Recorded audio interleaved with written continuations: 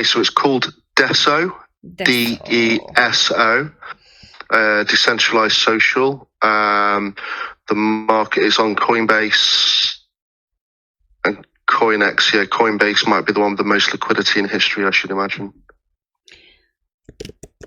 That's it? So there's Ascendex, CoinEx. Yeah, those are the main sectors. So CoinEx and Coinbase. Yeah, so yeah, those are the two. Let's check which one has better.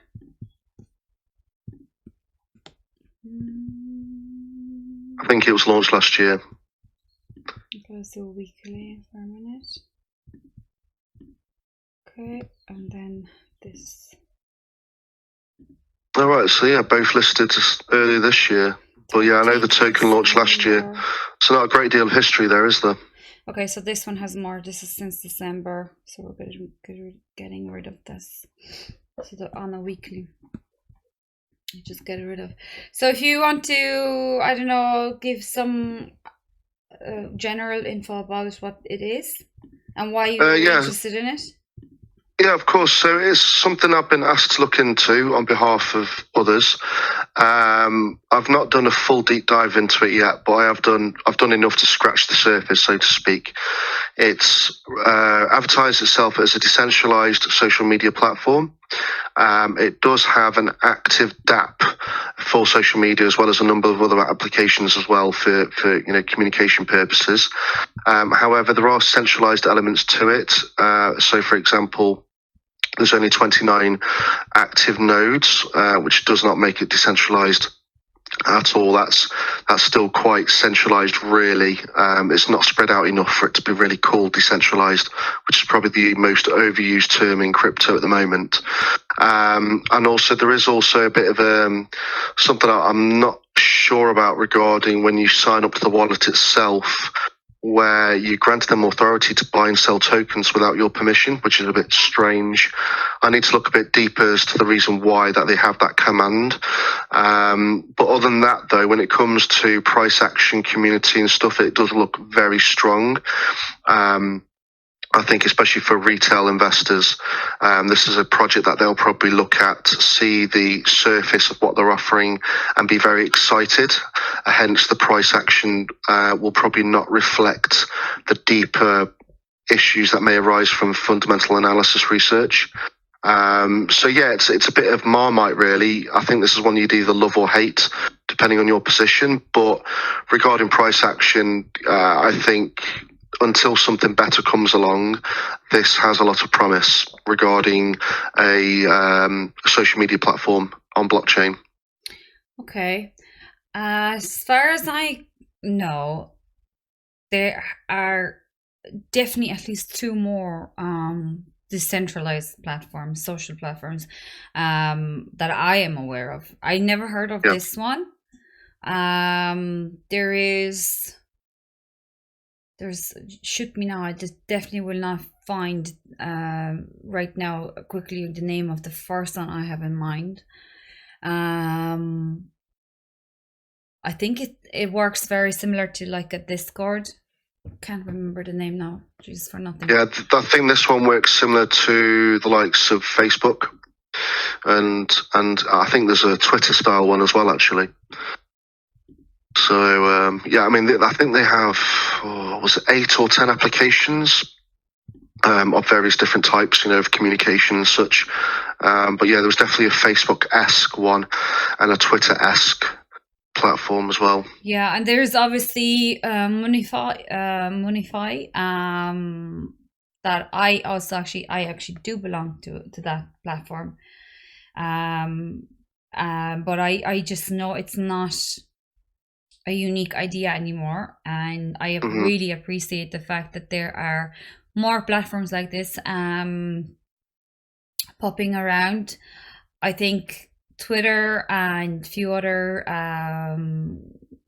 platforms definitely they need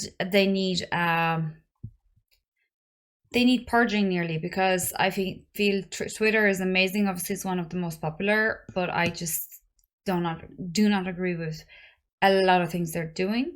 and there are certainly not a just platform, and we need to move away from that, from Twitter, I think, as well. Recently, even Instagram has changed their algorithms. A lot of people are complaining. So hopefully, on that side of things, we'll see. Yeah, I mean, there definitely needs to be a decentralized option, definitely. Something that definitely brings, I understand, obviously, there's this argument of people using the power of it, I suppose, and like just overusing it and abusing it. And there has to be a level, there has to be some sort of control over what language is being used, I suppose, and like, how hateful people are, and not encouraging any sort of, aggressive actions. And so yeah, I see where this can become.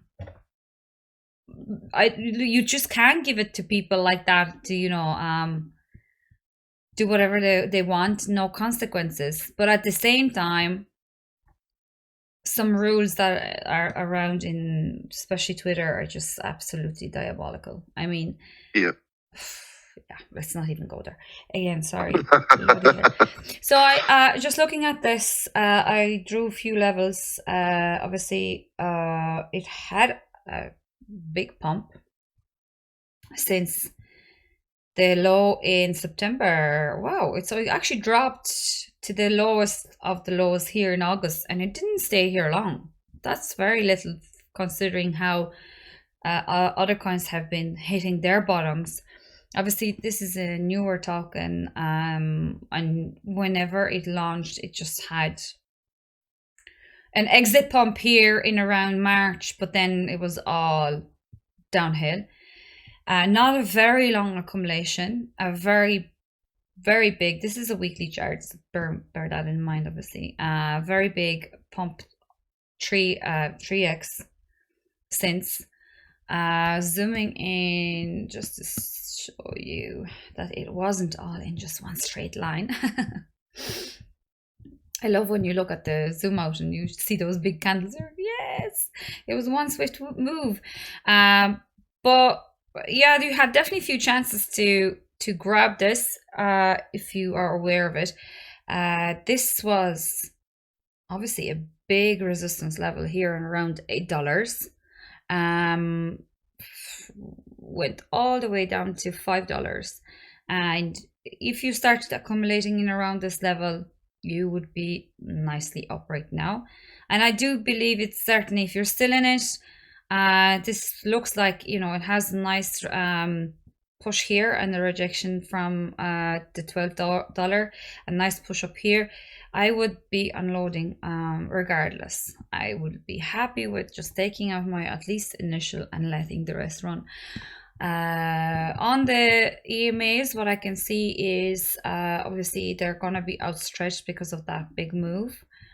And you can see as well, now this is a daily chart, so the 200 EMA is after forming here, and it's actually acted as resistance. It had a quick wick above the $20, but it just went back below it quickly to just head off again $13 mark.